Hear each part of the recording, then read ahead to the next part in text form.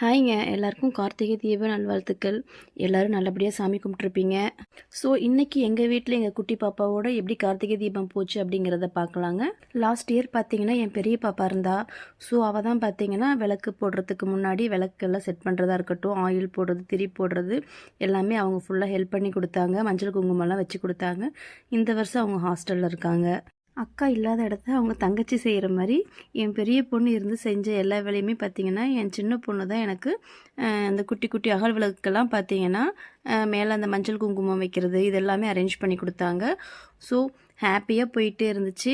என்ன தான் நாங்கள் பார்த்திங்கன்னா கேமரா வச்சுக்கிட்டு ஃபோட்டோஸ் வீடியோஸ் எடுத்தாலும் கேமராமேன் தாங்க. நான் பார்த்திங்கன்னா ஹஸ்பண்ட் கையில் கொடுத்துட்டேன் மொபைலை. நான் வெளியே விளக்கு வைக்கிறது மட்டும் எடுங்கன்னு சொன்னேன்.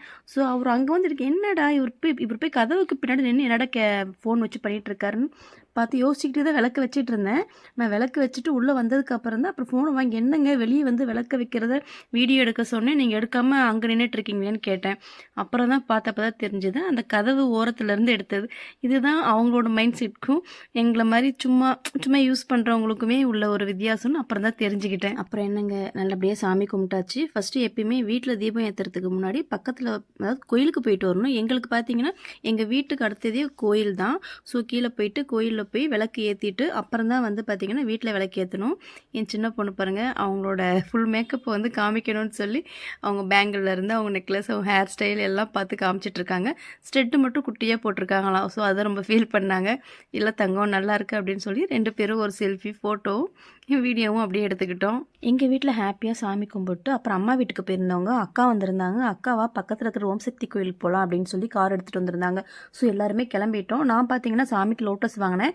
நான் வாங்கினதை பார்த்துட்டு அக்காவும் எனக்கும் அதே வாங்கினாங்க. ஸோ அதை வாங்கி கொடுத்தாச்சு. இவங்க அக்காவோட பேரங்க, எனக்கும் தான் பேரன். அந்த பூ வச்சு விளையாடுறான். பார்த்தீங்கன்னா இப்போ கிளம்பியாச்சு. இவங்க பார்த்தீங்கன்னா என்னோட பெரிய அக்கா. எனக்கு செகண்ட் அக்கா வரல கோயிலுக்கு. இவங்க வந்து என்னோட லாஸ்ட் அக்கா. இவங்க வந்து லாஸ்ட் அக்காவோட மருமக. எனக்கும் மருமக தாங்க. என்னம்மா உனக்கு இவ்வளோ பெரிய மருமகளா அப்படின்லாம் கேட்டுறாதீங்க. எனக்கும் அக்காவுக்கும் ஏஜ் டிஃப்ரெண்ட் அதிகமாக இருக்குது. நான் வந்து லாஸ்ட்டாக அதாவது மொத்தம் 4 பேர் நாங்கள் சிஸ்டர்ஸ். நான் லாஸ்ட்டாக பிறந்ததுனால ரொம்ப கேப் இருக்குங்க. ஸோ அதனால் பார்த்தீங்கன்னா எனக்கும் அவங்க மருமகள், எனக்கும் அவங்க பேரன், அந்த மாதிரி எனக்கு நிறைய பேரன் பேத்தி மருமகன்லாம் இருக்காங்க. ஸோ ஏஜ் டிஃப்ரெண்ட் பார்க்குறப்போ அவங்கெல்லாம் என்னோட கொஞ்சம் சின்னவங்க, அவ்வளோதான். ஓகேங்க வந்தாச்சு, சாமி கும்பிட்டாச்சு, வீட்டுக்கும் கிளம்பியாச்சு. இன்னொரு அக்கா மாமா ஸ்கூட்டியில் வருவாங்க, நாங்கள் காரில் போயிடுவோம். ஓகேங்க, என்னோட சேனல் பிடிச்சிருந்துச்சு அப்படின்னா கண்டிப்பாக சப்ஸ்கிரைப் பண்ணிக்கோங்க, ஷேர் பண்ணுங்கள், லைக் பண்ணுங்கள், கமெண்ட் பண்ணுங்கள். பாய்.